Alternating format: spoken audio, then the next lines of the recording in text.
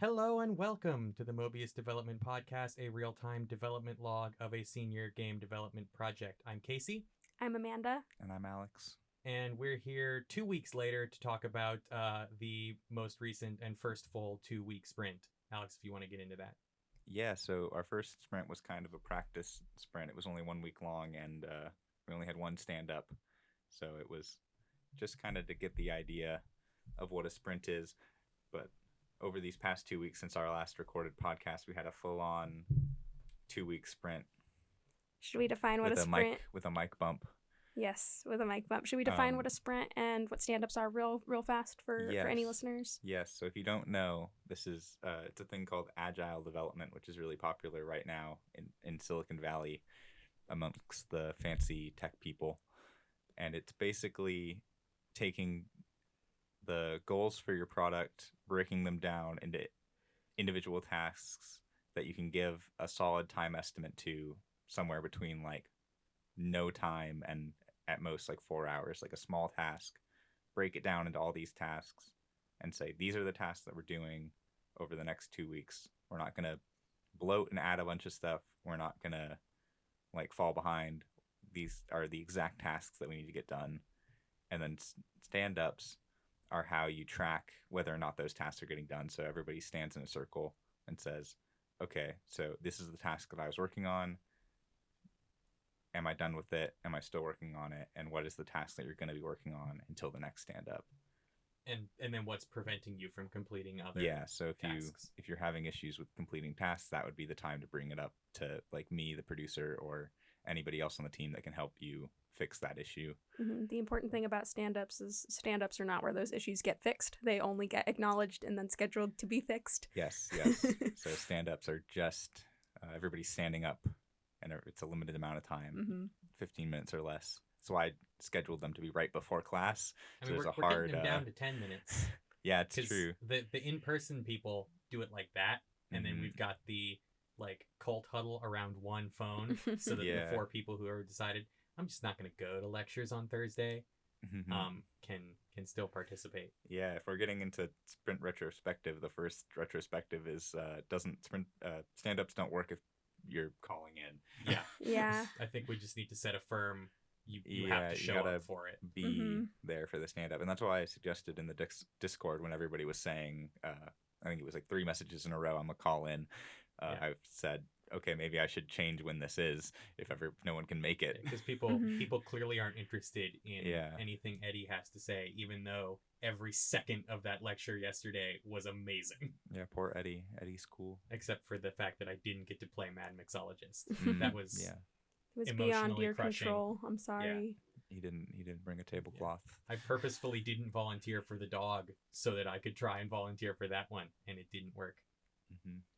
I'm also thinking that another thing that didn't really work out for us on this sprint is we had a big spreadsheet of tasks, which looks really nice to a programmer who loves spreadsheets, but nobody outside of the technical team actually went into that spreadsheet and put in their time estimates and whether or not those tasks were complete. I did a few task completions for the art team, but I had no idea by the end of it how long it had taken.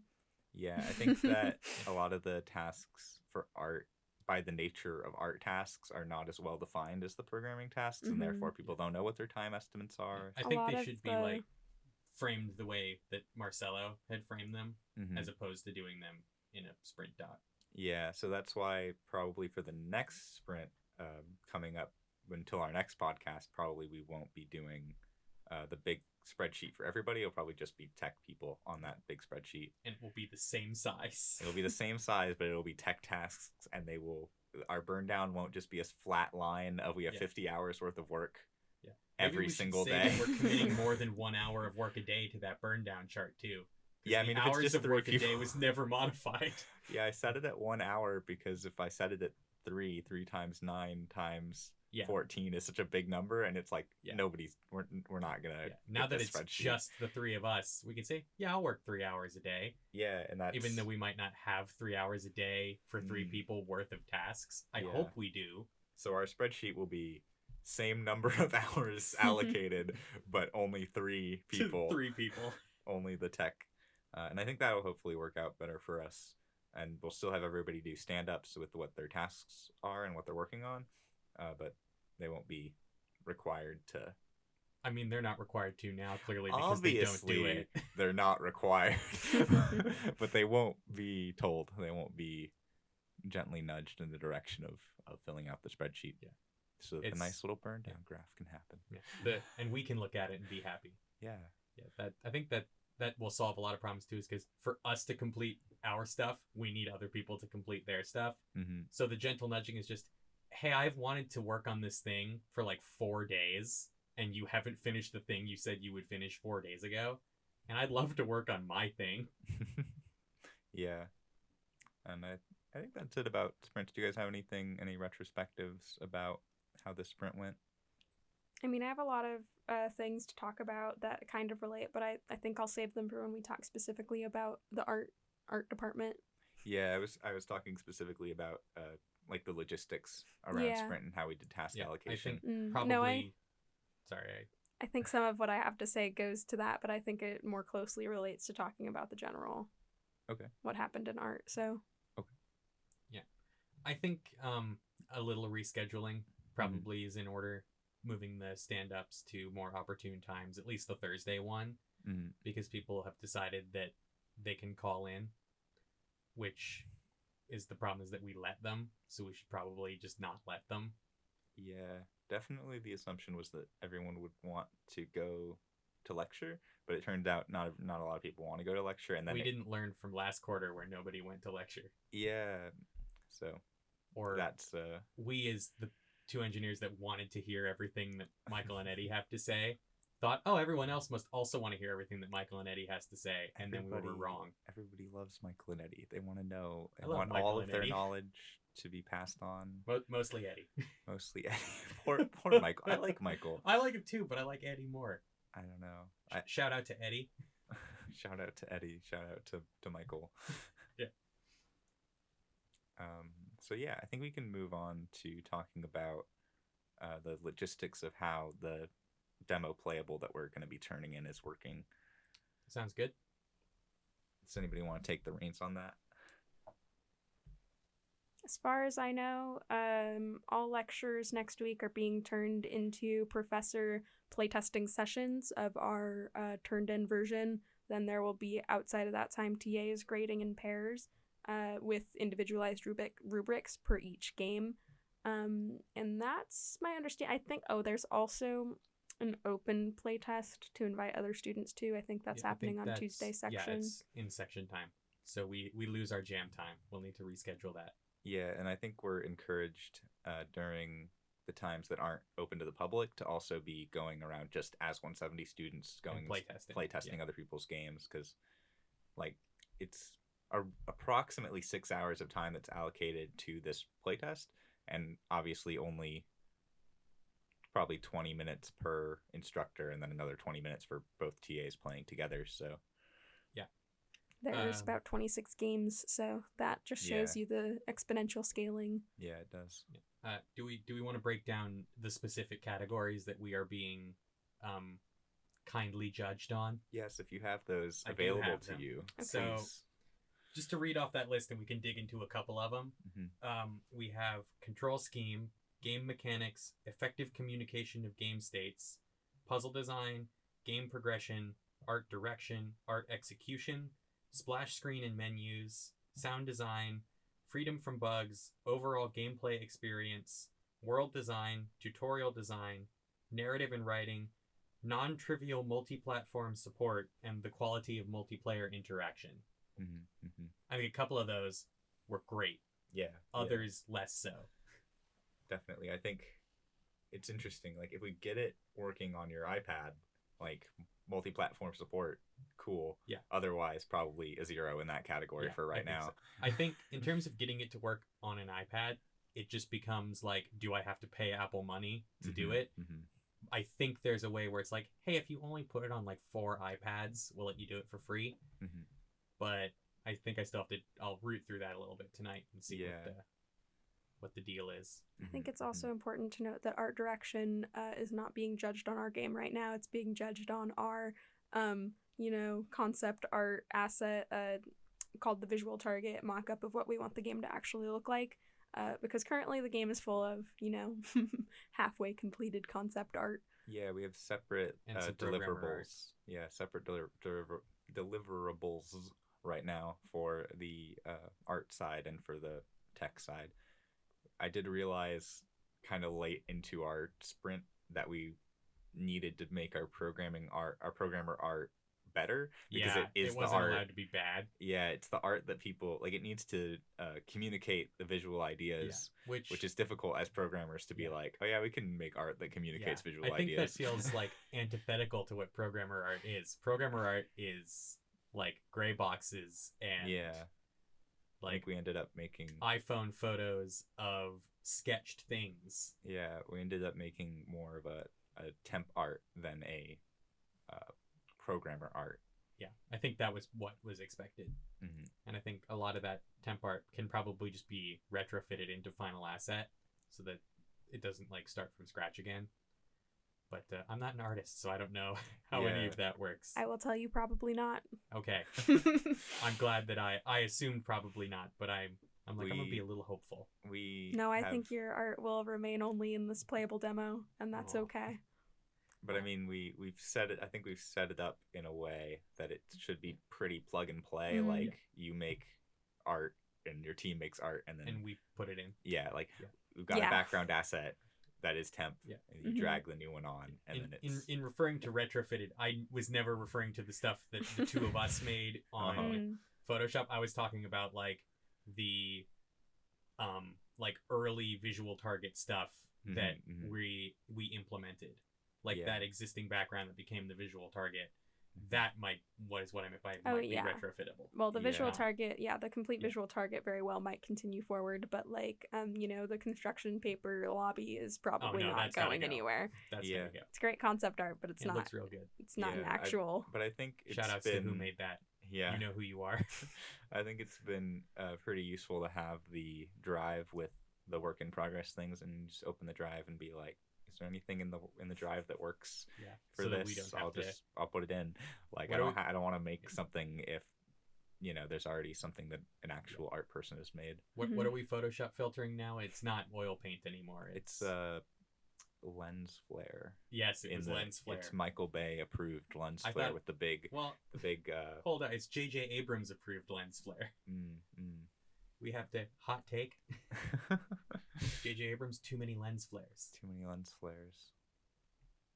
But not us. We get an appropriate amount of lens flares. All one of them. All one of them. All one. I think in terms of other ones, Freedom from Bugs seems pretty good. Yeah, it's kind of weird. Like they're bugs that I know that exist, but I don't think they would be like found as bugs. Yeah, I don't think they're like encounterable. Like, I know one thing is that you can drag empty space into an object and swap with empty space, which, I don't know, like, is that intuitive? No, but is it a problem? Also, probably not, Yeah, I mean, if we're using the Todd Howard definition of bugs, then we have no bugs. Yeah. But if we're using the regular person's definition of bugs, then we have some bugs. Yeah, there's also a lot of, at the moment, issues where like Unity is encountering errors which aren't like, oh, the game has crashed. It's just like, oh, this object doesn't exist, and it's fine that the object doesn't exist, but ideally we would be doing like a catch throw around those things. But I mean, our splash screen and menus are pretty good. Our world design it exists. It is a world. It is a world that has been designed. Yes. I'm a little concerned about narrative and writing existing on here just because we haven't implemented it yet. Yeah, and I think that's okay. I mean, we'll have a narrative team will provide us with a short paragraph that we can put in our splash screen. Similar to that is the tutorial design, which currently is just it's just 4 splash screens that I drew in Photoshop. And they look real good. Thank you. They're real good. It's like, I really this love object, you can drag it. Yeah, my Martin Luther King branded milk. Yeah, MLK milk. Yeah. Well, I think the important thing here is that we're not expected to get full points on any of these categories in the playable demo. Like, they told us that up front. Yeah, it's interesting. So these categories, the ideal is that all of these categories will be perfect at the end of 172, which feels both like it's right now and also like it's a long ways away. For anyone who doesn't know, that's like June. That's June, yeah. That's 18 weeks, 18 counting weeks, yeah. finals week and spring break. I believe so. I don't think we'll get anything done over spring break. No, I'm not going to say over spring break. We'll not be in town. Not be in town, no. I might try and get a little stuff done in between the 15 Coronas in a beach chair. That will be my spring break. Ah, the classic spring break. Yes. Very classic. I might do Just some to be bug clear, fixing. I'm- That's my... I drink responsibly. That's 15 Coronas over the span of 2 weeks, not 15 Coronas in one day. That's right. If you don't have math finals, you get 2 weeks. I do get 2 weeks. I have one presentation on Monday, and then I'm out. Wow. I need to check when the creative writing final is due. Yeah. I'll feed a bunch of people early St. Patrick's Day dinner on like Saturday, and then up and bail by Monday evening. That is believable. So is there anything else we want to say about the playable demo before we talk about our playable demo? Yes, I think we're good to actually talk about the specifics that should take up more of our talk time than a bunch of logistics. Yeah. So our current playable demo has one puzzle which is centered around this idea of the density of liquids. So we have a couple of liquids scattered around the space that will eventually be like part of other puzzles, but right now they're just like, oh, there's some milk on the counter, you can pick it up. There's this abandoned can of gasoline. Yeah, there's an empty, what looks like a garage with a can of gasoline and a sign that says gas is very dense. Kappa. So we're not quite ready to throw it out into the world and have people play test it, but I think we're in a position where by Monday we could have everything ready. Yeah. And then probably very quickly into the next sprint, we'll have those two puzzles in there, the two puzzles that give you the two liquids in their early form, so that it doesn't look like a weird counter with some abandoned milk and a garage with a gas can and some Kappa gasoline. Yeah, we need to get all the hints in for the two players. We need to get, I think maybe move the objects around a little bit so there's some slight differences. Get some better sounds in there. That's my weekend. Better sounds, yeah. I put some last minute, some like tap tap tap tap tap footstep sounds with way too many taps. Yeah. So that's better than like floating everywhere. Yeah. When I get my SD card and we can do some Foley, I'm gonna get a great many. I need everyone in the team to walk down this room while I stand next to you with a microphone, so that I have some good walk cycles to use. Yeah. I need you to walk over different materials. I need you to climb this rock wall. I think it's interesting too. Like I don't think you would have guessed it based on our scope, but I think we have close to 15 separate like scripts written right now, which it's more than I would have expected. But I think we've opted to separate our scripts a lot more as well. Yeah. So if there's probably a lot that we could combine into one, but I think keeping them separate for an organizational standpoint is probably the way to go. Yeah, a lot of them, the nice thing about them being separate is that they represent different ideas, and they can be, I try to write them in ways that you could apply them to arbitrary objects. Yeah. So we have like draggable objects, we have pick-upable objects, we have placeable objects, we have swappable objects. So it's like, in the future, if it's relevant to a puzzle, like we could just say, okay, we got two objects, put swappable on both of them. Yeah, now you can swap them. You know, we don't have to write that again. The complicated stuff becomes solution checking and whatnot. And physics, if we ever get there. Yeah, I desperately want the puzzle guys to go and just like come and say, hey, we finally designed that puzzle that uses your accelerometer. And I'm gonna be like, I asked you for that weeks ago. We could have been doing that. We should be doing that. We should research that in the event that they give it to us. Yeah, I mean, we could just make something that does something with it. Yeah, we could. And even if it's not in the final, we did it. We did it. Reddit. We did it. Hi, shout out to Reddit. Shout out to Reddit. Boosting YouTube views since the last time we put this on Reddit. Since 2020. Since 2020. Okay, yeah. Is there anything else we want to talk about the build? I think that's a good coverage of our build. So I think we can dive into Marcelo Corner. Marcelo Corner.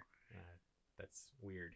Yeah, I mean, we talked last time about our Art G instructor that we have been assigned and like we're getting all of our feedback from being Marcelo. Yes. Reminder, he does have a private Instagram. We do not follow it. A private Instagram. I clicked follow. It popped up.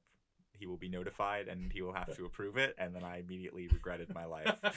Did you unfollow after that? Or I immediately unfollowed. I don't have that kind of willpower. All right. All right, fair enough. More updates on how that went next time. The update will probably be no update. Yeah, update will probably. But we will be update it every week. It's like Marcelo on Instagram. Yeah. So last week I scheduled office hours with Marcelo. I wanted some more personal like art direction feedback and some more personal art director feedback. And then I sort of subtly said people could come with me because I was afraid to go alone. And Casey took me up on that, thankfully. And then nobody else did. Yeah, no one else did. But I think I also didn't do a very good job of telling people about it. And I think some people who wanted to go had work.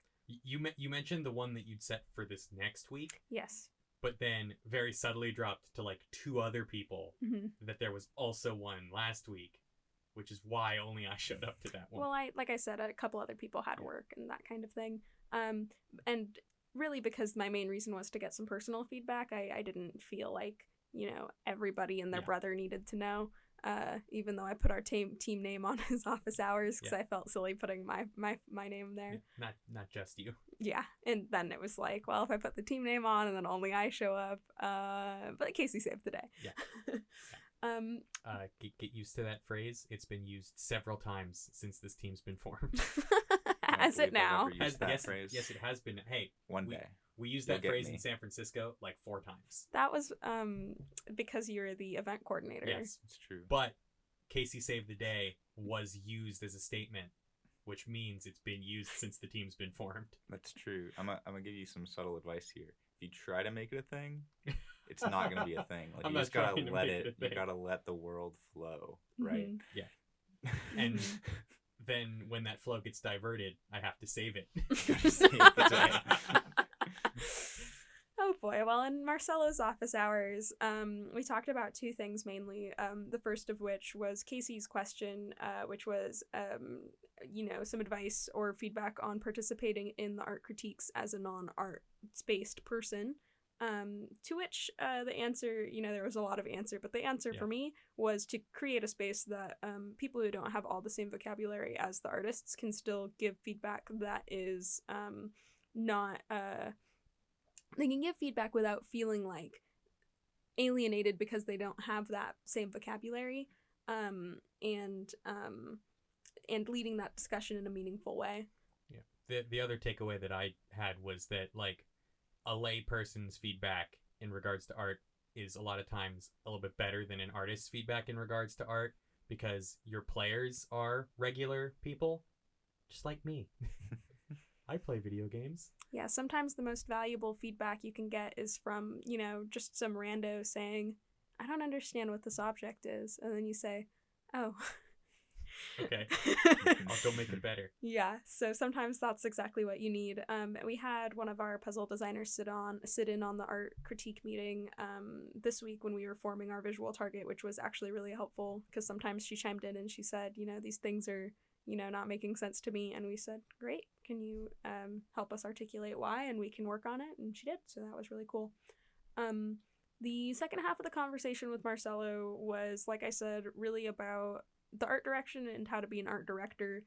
We got some feedback on, we have a slideshow full of images that separate out different parts of what we're going for in the game. For example, typography, VFX, color palettes, sense of space, lighting, perspective.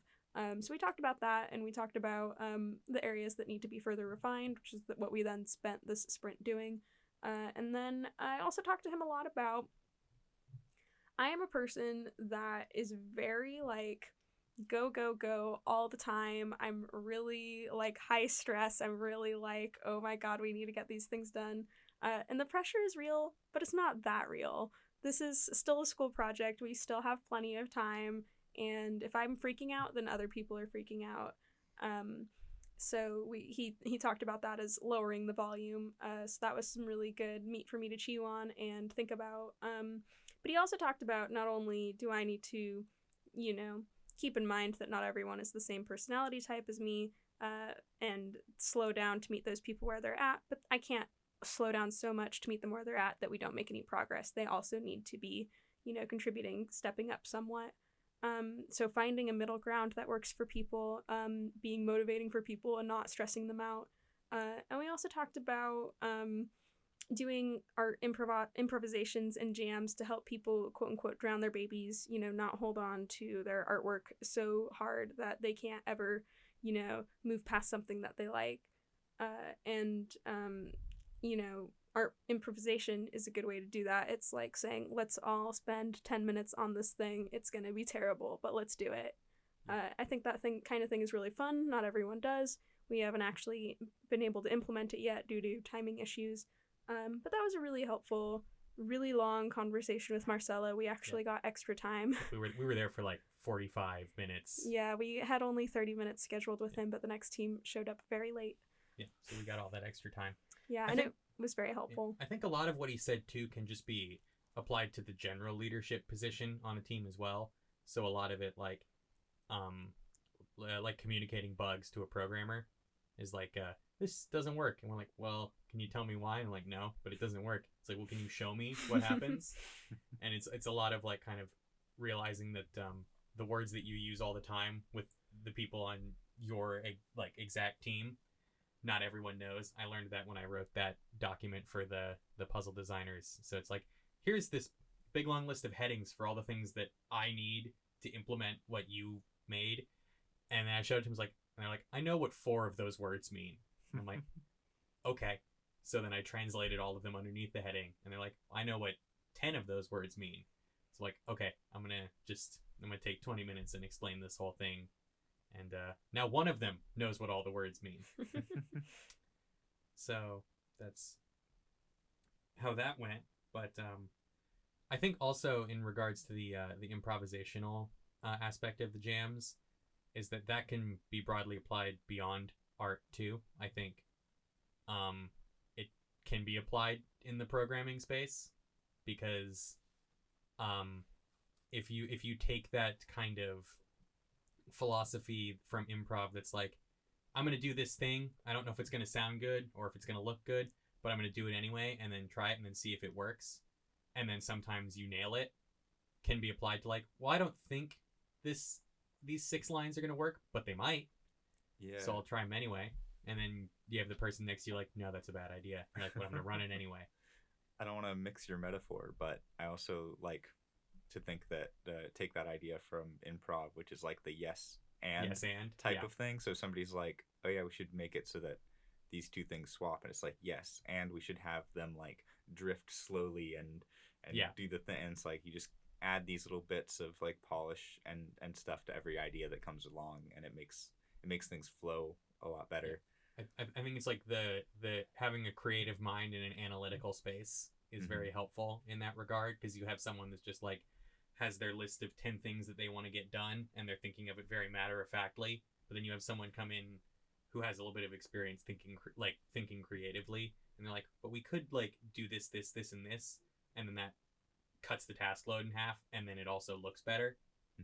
And that's something nice about just like our program here at UCSC, which is that all of the programmers have been taught art, and all of the artists have been taught programming, even if they don't use it or remember it. But they can recognize a couple words, so they only have to teach them 18 words instead of 20 words. There's like a little bit of vocabulary in the back of our minds, both on the art and especially in terms of like game design, that you just wouldn't get if you were at another school learning CS. To go directly from that into games would seem like more of a jump. Yeah, I think it's I think Michael calls it design centered programmers, or something along that line. Design conscious programmers, I think, or like engineering conscious designers. Mm-hmm. There are a lot of people that I've talked to in the Art G program that are very frustrated about the fact that our art degree requires us to do introductory level programming classes. And I know it's been a big problem for a lot of people who've really struggled with those classes. And I feel like while those classes are tough, especially for people that have no experience with coding, programming, computer, languages, anything like that, this is the value in struggling through that. You come out on the other end and you can communicate with, the people on your team a little bit better. And even if you don't, ever write, bubble sort ever again. I never wrote bubble sort ever, though. Because we learned quick sort. Yes. Uh-huh. That's the next class. That's the next class up is quick sort. It's like, I don't have to use bubble sort? But yes. And then I proceeded to never use quick sort for anything because it's inbuilt to every language, so you don't have to actually write it. But it gives you this fluency, this cross discipline language, and I think the same thing happens when the CS side is required to take the card game class, as it is, lovingly called. And make some super sick card games, unless you're Does in which case you made a hot trash card game because you took it the first quarter of your freshman year. I'll tell you a secret. Shit. I didn't take the card game class. Oh no. I took it as a senior and I still made a bad game. You made a great game. game. Looked better than mine ever did. Mine was hot garbage. I didn't take the card game class. I'm instead jumped feet first. Now I'm getting paid to work on a card game and I only kind of know what I'm doing. Yeah. Hot take.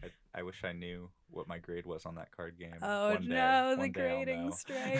One day we will know. One day when money rains from the sky, when and grad then students rich get people a take all living that money wage. and then refuse to pay the grad students a little bit more, and then finally pay the grad students, we will know what those grades are. On that day. Or we have to graduate and we're forced to request our grades and then we'll know what they are. I still haven't even tried to look at my grades from last quarter because I think they're not there. No. Don't bother. A couple of mine are there. I did look once. Yeah, I got a math grade. I probably have my creative writing grade. Probably. It was just one professor. She had no TA. I believe it. You get a grade then. Yeah. Nice. Should we move on to conflict resolution? Yes. Yes, I Let's think we resolve should. some conflicts. I don't. Not the big grade Do we strike have conflict. conflict? No. But let's resolve our smaller conflicts. Smaller inter-team conflicts. Yes. I support the grading strike. Grading Just strike. just getting that on the record. I think that is good to have on the record. If we want to support as a team, we'll need to get all the members to sign off. Yeah. Yeah. We cannot say for sure that our team formally supports the strike, but we can say that Casey supports as a- the strike. Oh, just me? Okay. I thought you were going to say, but That's all everyone that's in on this the room record right does. now. But okay, I'm the one on the record. That's on and the record. I will gladly stay on the record. That's good. I'm not good with records. Pay I don't want to scratch it. Pay them, please. Yes, I agree. I'll be on the record. But yeah, conflict resolution in the team. We've had like a couple of things, but I think the main one that we want to talk about is on our puzzle team, which has just had some issues with decision making and like having who gets like last say on what things should actually be the things. Yeah, because we have our lead and then we have our additional puzzle designer. And I'm realizing in hindsight, maybe providing the lead title was not the best idea, but it felt appropriate at the time because we were bringing them on as that was the only thing that they would be doing. When we brought the other designer on, there were additional tasks that they would also be performing. Yeah, it seemed appropriate because like the other person who's on the puzzle team is also on other teams. Yeah. And it seemed like if you are on the puzzle team and you're just doing puzzles, like you got to do a lot of puzzles. Yeah. And you got to have control over like, I don't know, like the structure of that department. Yeah, I think. And I think that control over the meeting times and the structure is part of what we want from the lead. But I think what, at least from my understanding, the conflict came when they probably overstepped the bounds of what that lead title means on. Well, in my interpretation, and I've only spoken closely to one person, so my interpretation may not be the correct one, but there was not a lot of communication either way. The lead was not doing a lot of delegating tasks, and the person who's not the lead was not asking anything, was just expecting the communication, not putting forth. And then both people felt very frustrated. It seems that with that kind of criticism, people are opting to try and solve it themselves before they bring it to the rest of the team. And that's not a good thing. I think you should bring it as soon as there's even an inkling of something. Yeah, I definitely think there's a mentality of like if you see an issue, like you want to solve it. You don't want to like go to everybody and be like, "Hey, there's an issue. I will try to solve it." You know, it's like if there's this idea that like, oh, if I solve it myself, then there wouldn't have been an issue, and that's better than if there was an issue. No, I think a lot of people like don't want to bring it up because you're then like you're calling the other person out at the stand up, and I think because a lot of there are pre-existing friendships on the team already, people don't want to like throw your buddy under the bus for like whatever argument you had about it. And I think I said something similar to this last time in regards to like if someone shuts down because of a decision they didn't like that says more about them than it says about who made it. I think that same philosophy can be applied to if you call someone out and say there's a conflict here, and then they decide, well, I'm not going to be friends with you anymore. That says a lot more about them than it does about you. I think there's definitely a lot of work involved in facilitating an environment where you feel like you can voice your concerns without that like leaking into personal relationships. And we're not there yet.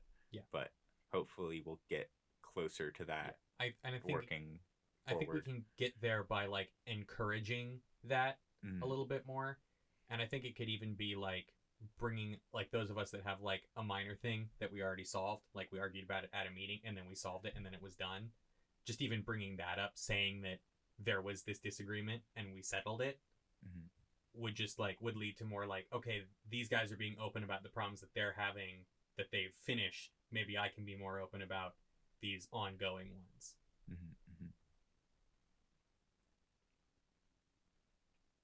I think that's probably good. I think we can move on to how one of the many ways that we're trying to resolve this conflict, which is that both the people on the puzzle team have come to me and said that they would like to add an external collaborator, which I think is an interesting solution. Like, it has a lot of like pros and cons.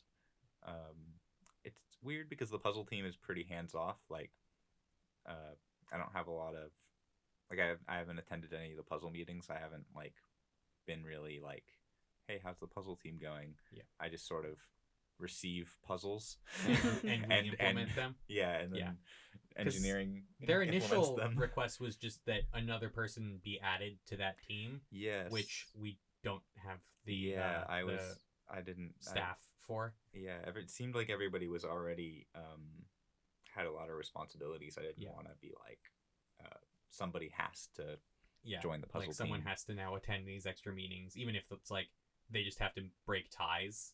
Even felt like that. And then we kind of tried to solve it by like saying, okay, bring them to the programmers, and then we'll be like, this is hard. I don't want to implement this. Can you make it easier to implement? And then we proceeded to be brought things where we still couldn't quite figure out how we wanted to implement them. So that didn't work. And then it led to let's bring on an additional person. And I think you said on any other department you would not want to bring on an additional person, but this one seems like the one exception to that rule. Yeah, I think because it's so hands-off and so self-contained, like it really is like if we added these people, the puzzle team would be the puzzle team. It's 3 people and they design puzzles. Like I feel like that is contained enough to where that is fine. Like if I was adding an external collaborator this late to the tech, I feel like there's a lot of onboarding, there's a lot of overhead associated with that, and then no guarantee like without going through the formal interview process that they would even be a good fit for our team. And there still is some onboarding that's going to have to happen in terms of what it is they're actually working on. Yeah. And kind of what they're expected, like kind of how they're expected to explain the puzzles to the 3 monkeys who know how to type on a keyboard that are going to implement them. So. Yeah. But I think because it's such a small team and because a lot of that work, I think, happens collaboratively, I think it should be fine. The only question is, do they want to do it like it's so late into the quarter they wouldn't be able to receive the credit and be enrolled in the class that's associated with being an external collaborator? So it's interesting. Like, it seems like they're still wanting to do that, but yeah, I think we'll find that out when we meet with them on Monday. Yeah. The other thing we can do is we can always appeal to our program director and may be able to get this person a permission code, because I don't think it's impossible. It might just be more hoops to jump through, and it might not be possible. Yeah. And they wouldn't want to do it for like 15 people, but yeah, they might do it for one. For one. Yeah. I definitely think it's possible, but it will be there will be some overhead associated with appeals and stuff. Yeah. But yeah, the current plan is that external collaborator will come to pizza. We've been offered pizza. We've been offered pizza. I mean, let's. Do you want that pizza, Casey? No, I have dinner waiting for me. Okay. I feel bad. I made like a no way gesture, but just because we were recording and there was a knock on the door. That's okay. That's on the record now. I do want pizza, but I had pizza for lunch today. Yeah. I had pizza yesterday, so I don't like pizza that much. I know. I know this is that's talking about hot takes. This is a years long discussion between me and Alex of Alex saying let's order pizza and me being like, conflict that is yet to be resolved. Oh, okay. Should we try to resolve this conflict now? Live resolution? No, if he one wants of you to is order wrong pizza, and one of you is right. I can order. And I'm not going to say which one I think it is. I can order a chicken Caesar salad. There are workarounds. Yeah. I think it's okay. I mean, like, there's still the fundamental one of you does not like pizza issue. I didn't say I didn't like pizza. I said I don't like it that much. Okay, fair enough. I retract my statement. I have thoughts. I will summarize those thoughts for the purposes of this podcast. Yeah, there'll be a bonus episode coming out in like a week and a half. It'll be the pizza discussion. About pizza. Pizza question mark. Pizza question mark. We just episode 2.5. 2 of us come here and talk about pizza. But yeah, I don't know where I was in my sentence when pizza happened. We were talking about the possibility of getting like an exception for credit for an external collaborator and how that may or may not be possible at all. Yeah, I think it would just be some paperwork and an appeal, and then it'd be up to them. I think what I was saying is that we're going to have the external collaborator come to our meeting right after we meet with the TA, right after we have our stand-up on Monday. And they're going to meet with me and be like, this is what the team is, this is how we do things.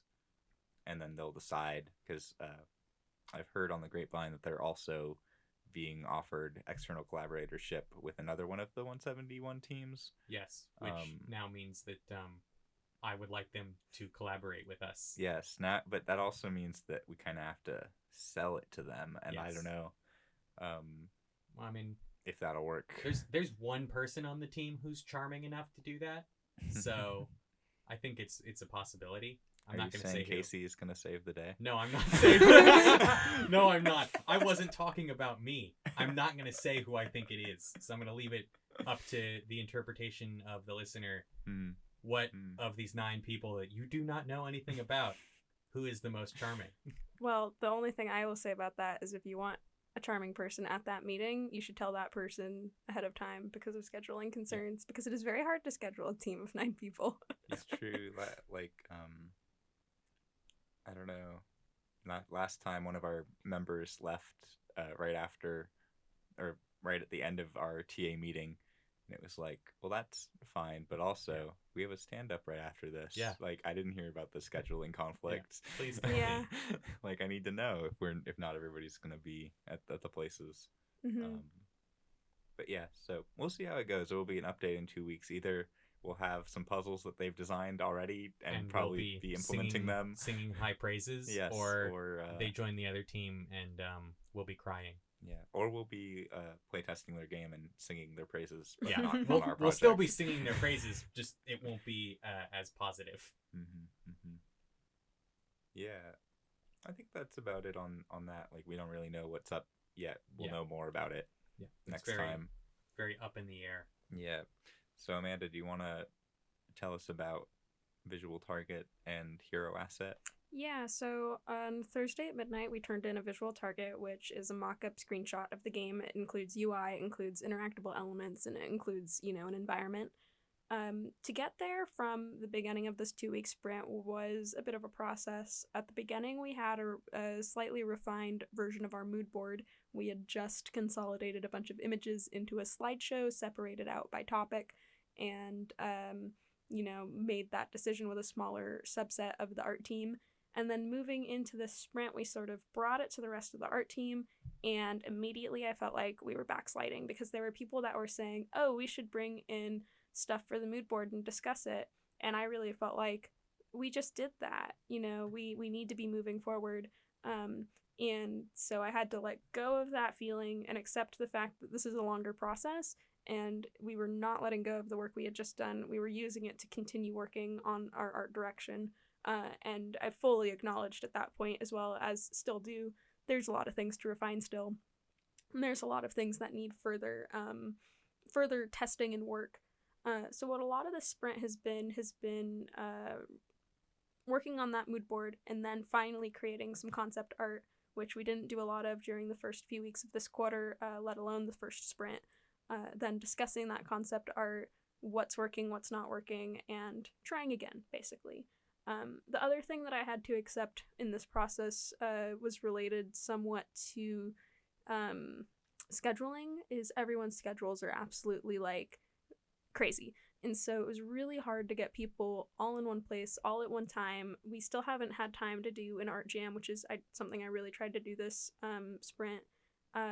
And so I have accepted that Discord needs to be an acceptable alternative, and I've made a lot of steps personally to set an example in presenting anything that I find for the mood board in my off time, because I've spent a lot of time finding images and, watching music videos and screen capping music videos and then making GIFs out of music videos and being like, wouldn't it be cool if our game looked like this?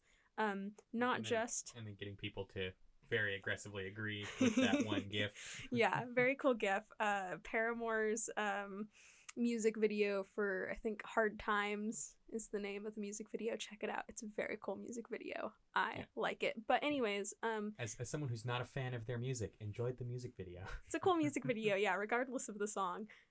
Just cool colors, cool animation. I love neat sort of mixed media animation, and I could go on, but I won't. Because the point of this is I took some feedback from members who were reluctant or unable to make it to a lot of meetings, and said, okay, if Discord is the option, I need to set the example. So I've been putting a lot of things on Discord when I find them. I have been asking for feedback on Discord. I've been putting my own concept art on Discord, and a couple other people put forth the effort to do that as well, and it's worked really well. So I've been very pleased with that, even though at first I was really apprehensive about it. I didn't feel great about it. I really prefer meeting face-to-face and discussing with people in person. I feel that's really productive. But Discord meetings are not unproductive. They're still productive. They have some pros and cons, especially when you're doing a Discord call. There's a lot of issues hearing people. There's a lot of people with background noise. It can be hard to tell when someone wants to say something and aren't getting the chance. So there's some pros and cons there. I mean, the obvious pro is that you can do it at 9 p.m. at night and everyone can be at home in their pajamas, and then it hits 10 o'clock and I say, listen guys, I'm going to brush my teeth and get in bed. Thanks for coming to this 9 p.m. art meeting, which is what I did on Wednesday night right before we had to finalize our visual target for Thursday. So that's one thing. Another thing I've been doing in this sprint as the art director is really been assigning tasks to people. At first I was reluctant to do that, partially because I didn't know all the things that needed to get done. I didn't know all the exact steps that needed to be taken to get us to where we wanted to go. but also because I was afraid of the pushback.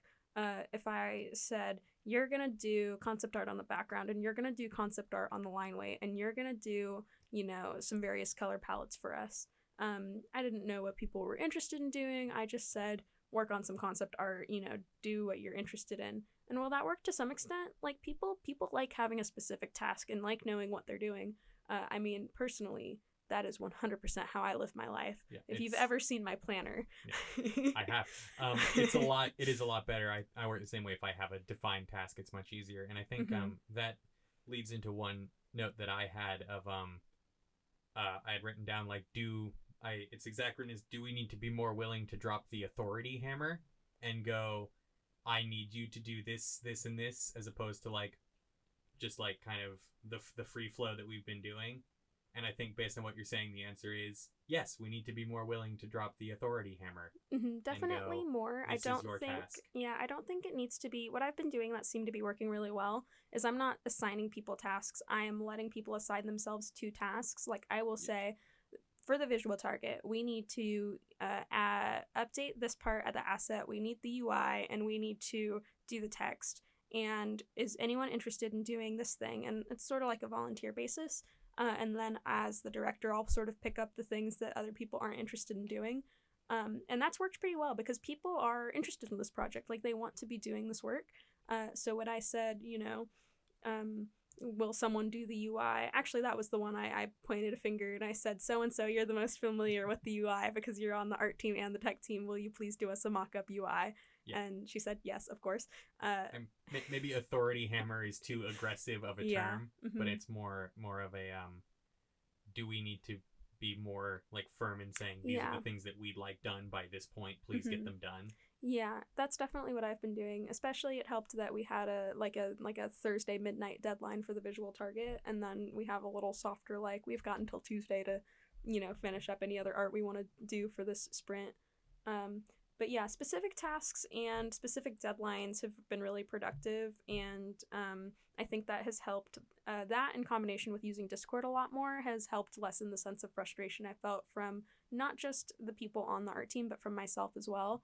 I feel like I am getting a better sense of what I need to be doing in order to make the art team work well, and I'm feeling like people like knowing what's going on, and so I think it's working pretty well. The big disappointment with the Discord stuff is we had a lot of file issues trying to get the visual target done on Thursday night. Yeah, I watched from afar, and I'm like, I don't know what any of these file formats are. Yeah, these aren't the four that I understand. The main thing we've been trying to do, we have different people working in different art programs. The main thing we've been trying to do is pass around Photoshop files that retain the layer information. But there's been some really weird stuff. When one person exported from, I think the program is Kira, it didn't maintain the layer clipping, and two of us are working in Procreate, so we can pass around Procreate files, but the Photoshop files kept crashing my my app. There's just been a lot of sort of unforeseen issues. Finishing up the visual target was this should be quick. I've got this asset from this person, I've got this background from this person, this UI on a transparent PNG, and I've done the text that goes in the asset. All we need to do is combine them, and we can adjust the colors on the different layers. It was a process that took 3 hours. I got home, I got on Discord, and then I got in bed at 10 after having turned it in, and at the end we kind of just had to say we don't know which color version looks best, we're just turning one of them in. So there was success there. There was a lot of back and forth in that progress. I had to meet people where they were at, but I think people also did a really good job of meeting me where I was at, which was, we need to meet these deadlines and I need people to do specific tasks. Throughout all of that, I've continued to refine our mood board. We had a really big mood board meeting the one time we were able to meet in person. I think we've actually met maybe twice this sprint in person, but ideally it'd be more. But the one time we did meet, the first time we met.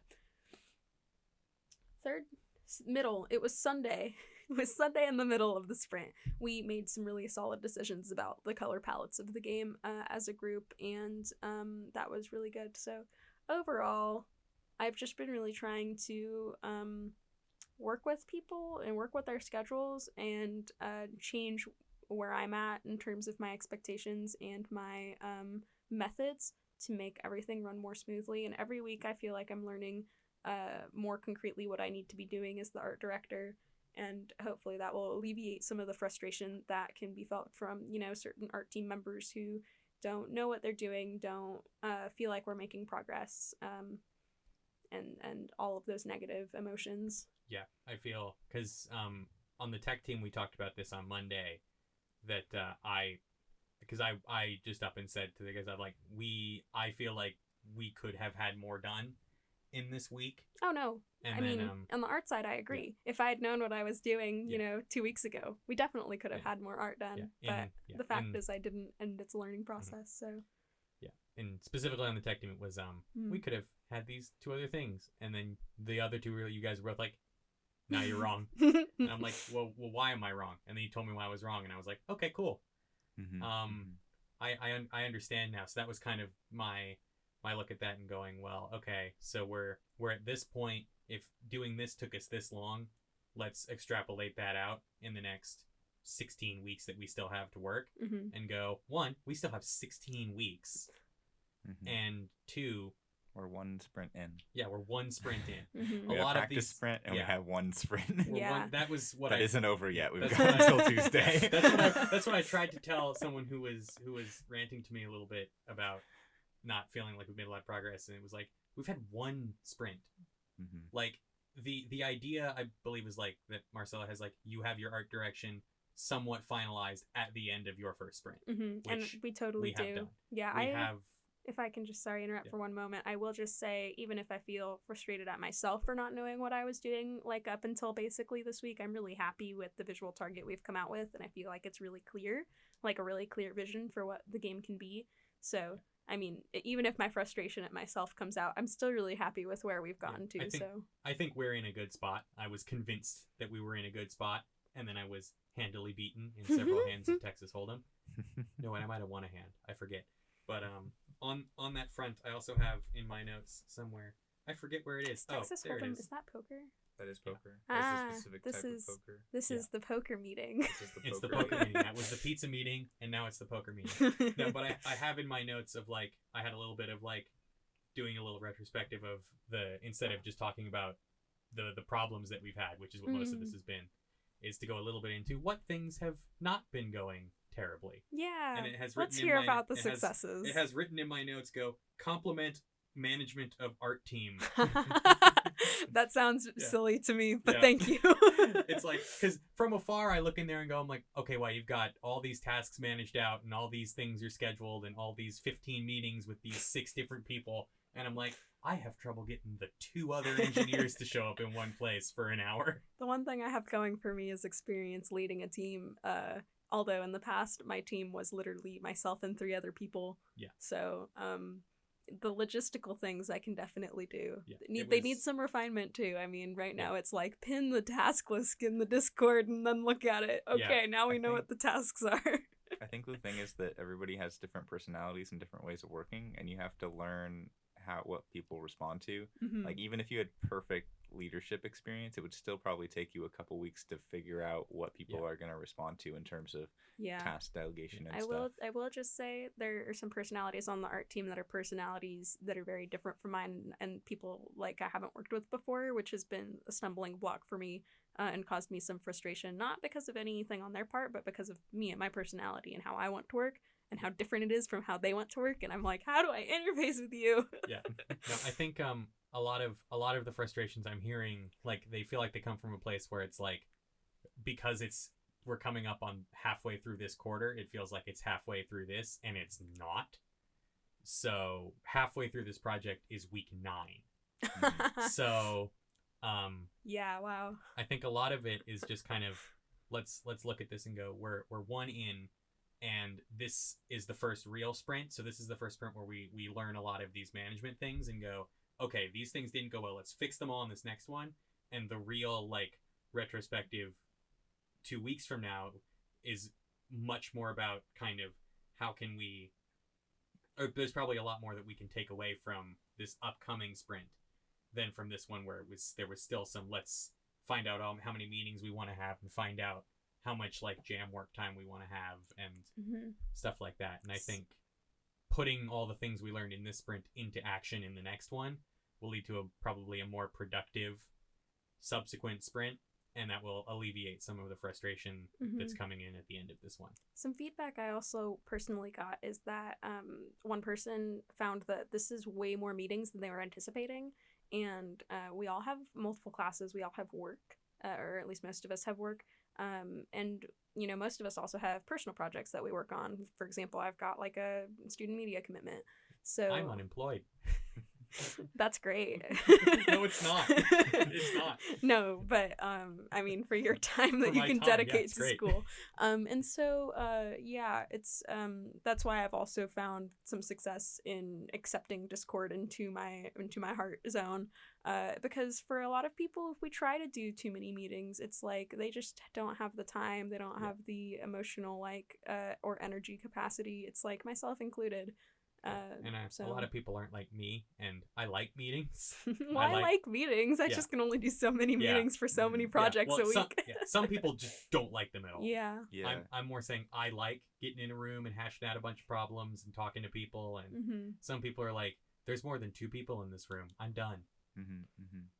Also, I think like it's weird to think about, but if we were a company, like, we are a fully dispersed company, right? Like, we do not have an office. Like, you can't just walk down and be like, oh, yeah, I know this person will be in this place because it's their job and this is our office. It's like everybody is kind of a remote employee, and getting people together for meetings means a commute just for that meeting. Yeah, which definitely. Is hard for a lot of people. Yeah, some people have longer commutes than others, and some people also have more campus commitments. So if someone commutes to campus for a class and another project, and then this project, that's a different story than if you live near downtown and you need to commute just for this meeting.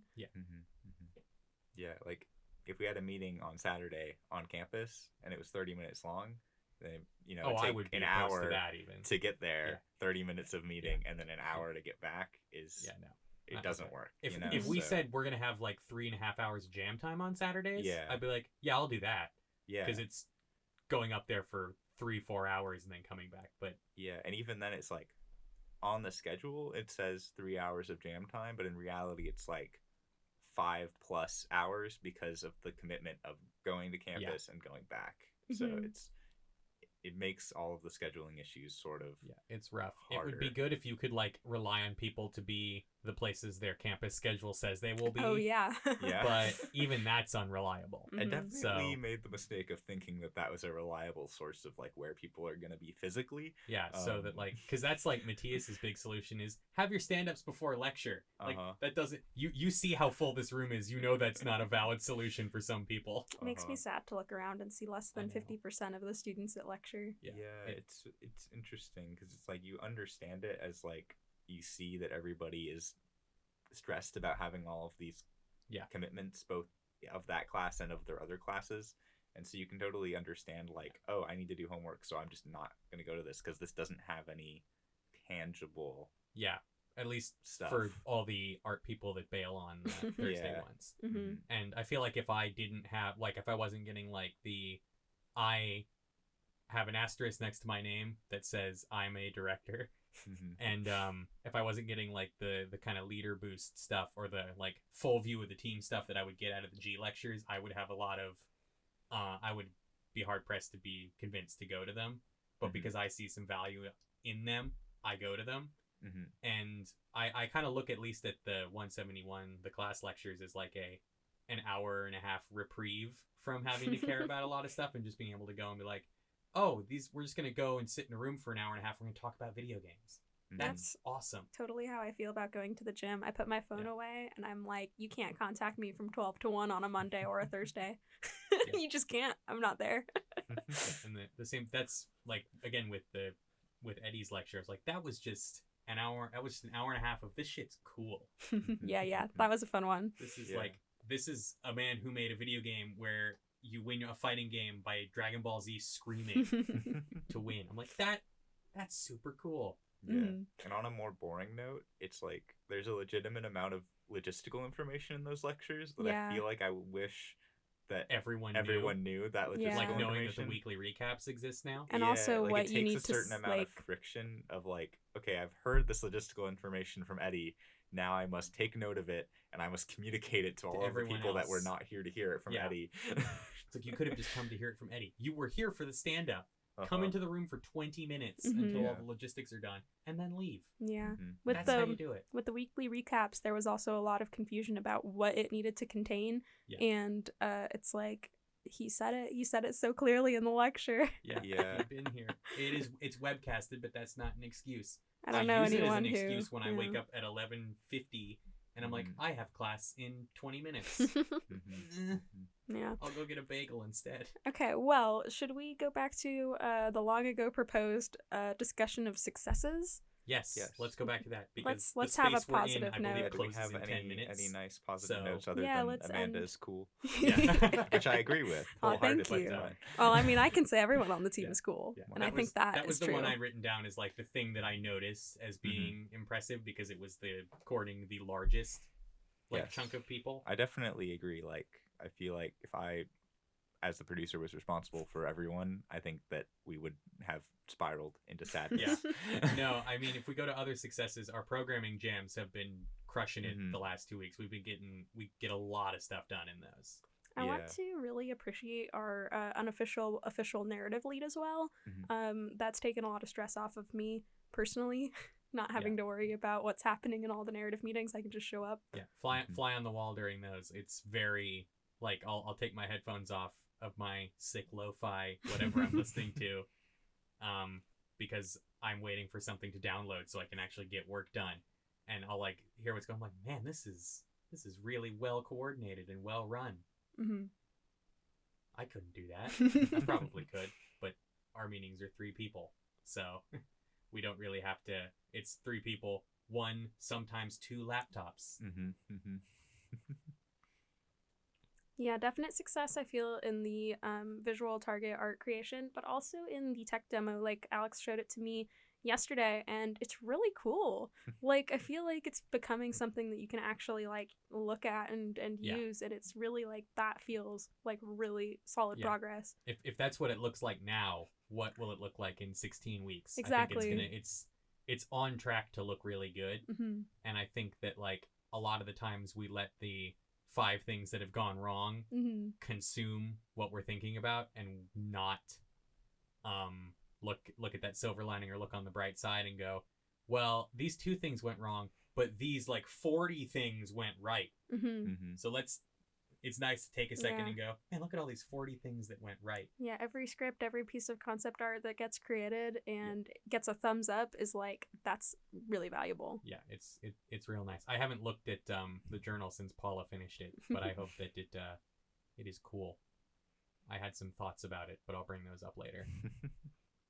Okay, should we rapid fire the what's next? What's Yeah. next? The answer is another sprint, but this sprint does not end with a deliverable. So this sprint is just going to be It's all working work. on things. Yeah. We don't have that looming pressure of at the end of this sprint, we need to show this to our instructors as a thing. Obviously, we're going to be showing stuff to our instructors. Like we have the weekly meetings, but it's not like 6 hours of showing it to instructors. Yeah, it's just Yeah. it's more like we don't have to focus on like it being a complete experience, air Mhm. quotes complete experience. Mm-hmm. Just that it is making progress. Mm-hmm. And I think this sprint is probably where a lot of that will kick into gear of, okay, now we have these 2 things that will actually take the programmers a week and a half to do instead of 4 hours. So we can Mhm. actually spend a week and a half doing things. Our Monday meetings will be more valuable.